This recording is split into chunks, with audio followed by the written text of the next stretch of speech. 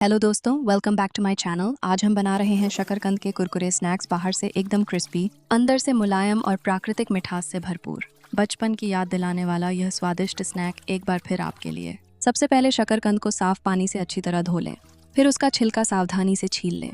अब शकरकंद को छोटे छोटे टुकड़ों में काट लें और दोबारा साफ पानी से धो लें। इसके बाद टुकड़ों को गर्म तेल में डालकर सुनहरा और कुरकुरा होने तक फ्राई करें। दूसरी तरफ चीनी और माल्टोज को धीमी आंच पर पिघला लें।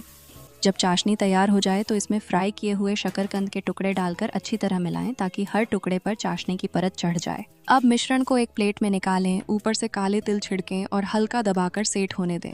सेट हो जाने के बाद मनचाहे टुकड़ों में काट लें। लीजिए, तैयार हैं स्वादिष्ट और कुरकुरे शकरकंद स्नैक्स।